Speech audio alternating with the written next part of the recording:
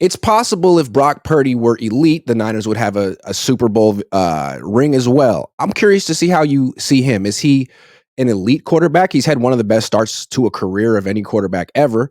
Or is he a good quarterback who's propped up by a system and a supporting cast? How do you look at Brock? Well, he's got certain tools and certain attributes that are very good that you like. Okay. On the other hand, I think sometimes quarterbacks get too much of the credit and too much of the blame. And you've got to have a supporting cast. I mean, okay, classic case. Let's take a look at Dan Marino, one of the most prolific passers of all time. How many Super Bowl rings has Dan got? Zippo. Yeah, zero. The donut. Not his fault. Mhm. As great as he was, how many does Jim Kelly have? Zero. How many Fran Tarkenton have? Zero. Zero. See, so it's more than just the quarterback. The quarterbacks. I mean, then you look at Bob Griese when in the Super Bowl. I think he threw the ball 12 times in the Super Bowl game. Okay, so you've got to look at consider everything. Now, you got to look at the resume for this kid, Brock Purdy. It's still kind of small. Mhm. Greatness and success and quality is over a period of time. You got to have. It's like when Art Shell was playing tackle and Pro Bowl and Upshaw and Otto and those guys for us. You know, success for them and greatness was over a period of years. It's not just a one year wonder. You've got to do it again and again and again and again. And so now he has promise. He's shown success. How's he going to grow? How is he going to mature? And then how are the players around him going to respond? That he can make them better and they can make him better. It seems like in today's age of media, there's always a rush to be the first person to say that a certain player or quarterback who's had a good year or two is elite. And we saw this 10 years ago with Colin Kaepernick. He had this incredible start to his career, and Ron Jaworski said he just might be the best quarterback of all time if things go well. There's a rush to crown people and say, I see it first. He's elite. And what you're saying is eliteness, greatness is something that's achieved over time. It is. It's quarterback play. Look at Joe Montana. Look at Steve Young. I remember when we were in LA at the time in El Segundo, and Steve was the quarterback for the LA Express. And Sid Gilman, who's my mentor and everything, is working with John Hadel. Sid took Steve Young under his wings in the USFL and groomed him and everything and worked with them, refined his skills. He was a halfback playing quarterback. God, Steve Young had fabulous. You look at his legs and you look at it from the hips down, you swore if you did not know who the guy was and you just saw the hips down, you would have swore the guy was a running back. He had fantastic lower body build. But Sid worked with him daily. I would go over during the offseason and watch practices because John Fox, who coached for me, was also coaching for the Express. And I knew Hadel from his days with the Chargers and everything. And so I'd go over there and watch him, and Sid would be talking about it. But those guys were not elite to start with. It's a process. It is a process. It's a maturation. Quarterback is a game of repetition. You got to play. It's about how many thousands of reps you need physically and mentally to groom a quarterback to be able to play in all the circumstances and the situations and be effective and to be a leader and distribute the ball and orchestrate the whole team and run it from the sideline to the huddle up to the line of scrimmage and go from there. But I like what his skill set is. And the key thing for Kyle is to continue to take advantage of what Purdy does well, which may not necessarily be what Kyle wants to do. Here's the bottom line, Grant. I got to coach the players I have, not the players I wish I had. And so with what Brock can do and how he can develop and how he can mature, Kyle needs to focus on what does this young kid do well. And we're going to accentuate that, and we're going to design the offense around how he can play and what he can execute so that we can get the best benefit of it. Well, you mentioned what Brock Purdy does well. As a coach, as an offensive coach, you're looking at Brock. If you were his coach and you were building the offense around him this offseason, what would you want to feature? What does he do well? The one thing about which I like, especially even back when he first started playing, he displays remarkable poise. Number one thing is you like a quarterback who's got that even keel, not emotional, no highs and no lows. You like to say, okay, you don't want to say a flatliner, but you like him to be able to maintain the poise. Jim Plunkett had that. Okay. Those guys are able to handle the adversity, maintain the calm in the huddle. Okay, guys, relax. Let's settle down. It's one play at a time. We can't score 9 points. We're going to go one play at a time, work our way down the field. He exhibits that. I like his improvisational skill. He may not be the fastest of all the quarterbacks, but he has a sense of when to get out of the pocket, when to move, when to slide up, when to whip out the back door.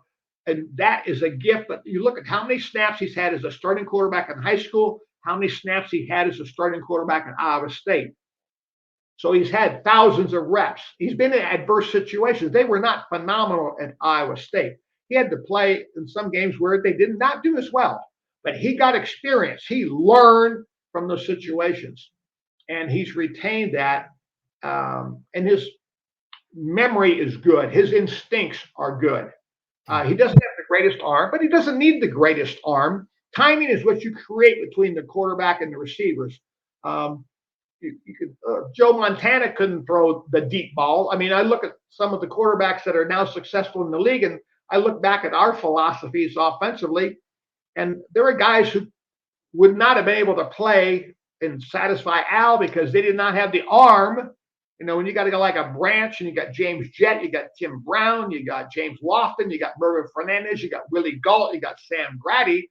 I mean, we had Olympic relay teams together who could probably qualify for the Olympics.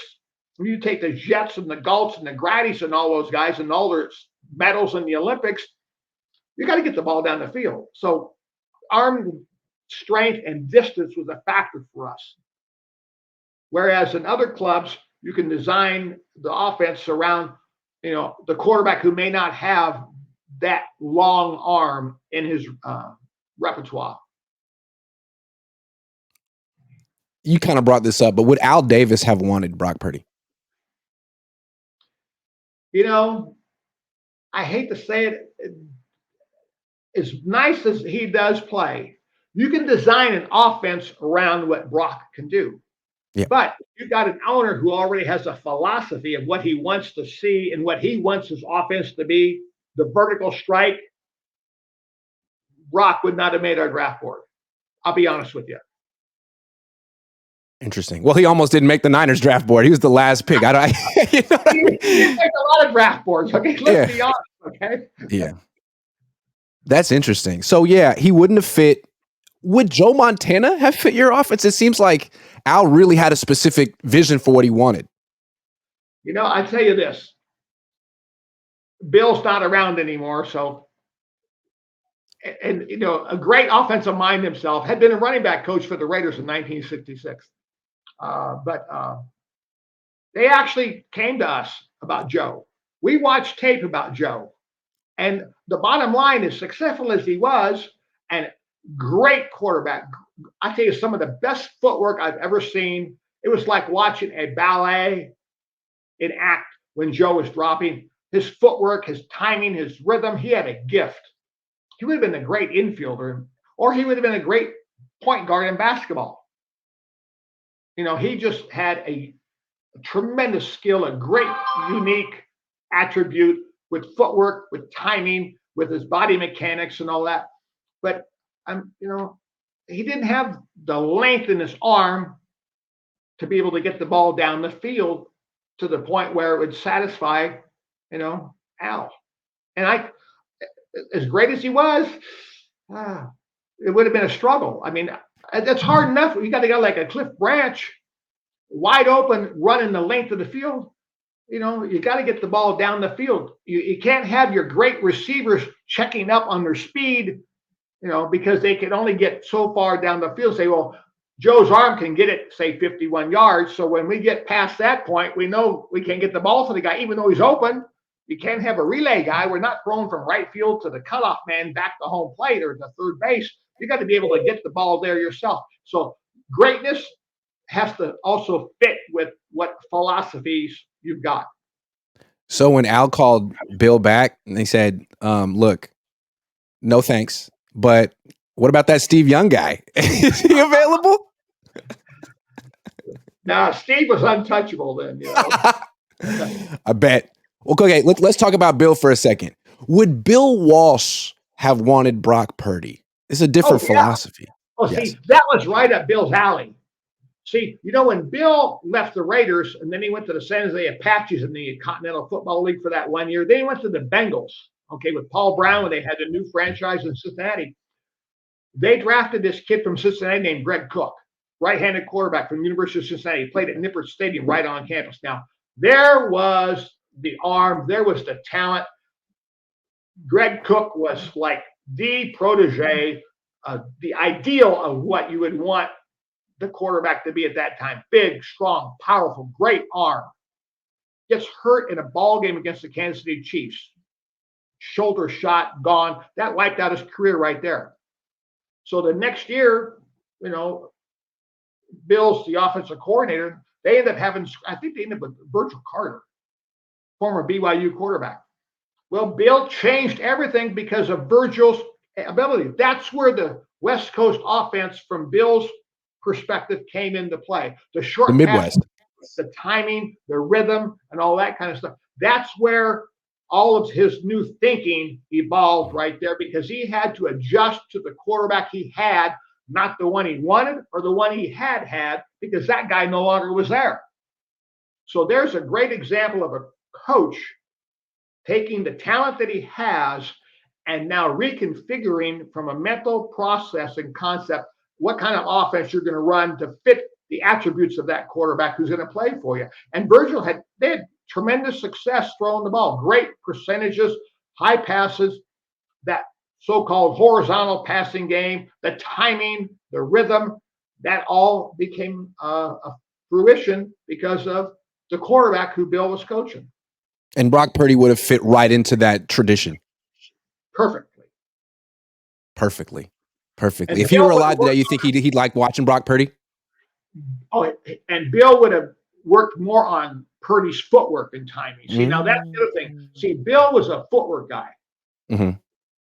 His footwork, you had 15 different drops a quarterback would take in the passing game. You know, you take a 3-step drop. Well, let's say Bill had a quick 3. He had a 1 and 2. You know, he had a big 3. Based on, am I throwing a slant? Am I throwing a hitch? Am I throwing a quick out? On a 5-step drop, he had a big 5. He had a 3 and 2. He had a fast 5. So every pass pattern which Bill called, there was a specific drop that timed up with the pattern. So you as a quarterback, same thing with 7 steps. Am I going 5 and 2? Am I going 4 and 3? Am I going a fast 7? Am I going a big 7?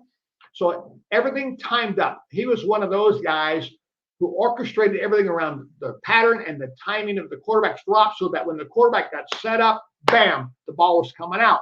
But the timing was set so that the drop was in rhythm with the anticipated receiver. So when that back foot hit, Joe would gather or Steve would gather, boom, ball's coming out.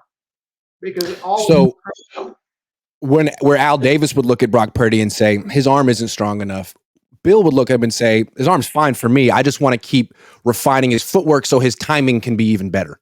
Correct. The anticipation of being able to get the throw so that now I can throw it into a tighter window or there's smaller space, because now the timing is going to be such where the DB is not going to have the reaction time, because the ball's going to be on the way.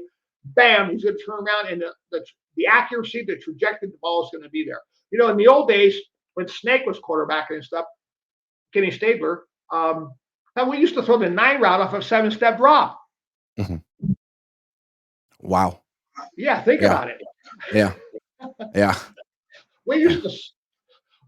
I tell you, one of the best things that Plunk would do, and even at Clifford with a big bomb, the ball be down on the 21, 22-yard line after about a 45 or 50-yard pass. The next play, immediately Plunk would throw a quick hitch to Cliff because the corner would be back. And Clifford went through a shell shocked. This is amazing now. I used to keep all the stats. And Cliff, in a whole season, would average 11 yards on a hitch pass that was thrown 5 to 6 yards. He averaged 11 per catch on a hitch. Just because the other team was scared of him. And it's the timing of when you throw it, what you've done to allow the hitch to be successful. We're not going to open the game and throw the damn hitch. No, we're going to take you to the cleaners and go deep, and then the hitch is going to be there whenever we want it because you're going to be backpedaling. You're going to be like turning around thinking about, our philosophy was to, through, and beyond the defender. We never looked at the DB. Our eyes were always down the field. We wanted to create a vertical, physical, and a visual pressure on you from the get-go. It's like bump and run. Hey, you're in front of me. I'm not looking at you. I'm looking beyond you. I'm thinking end zone all the way from goal line to goal line. And then you put the fear of God in the DB, you better be backpedaling coming off the bus.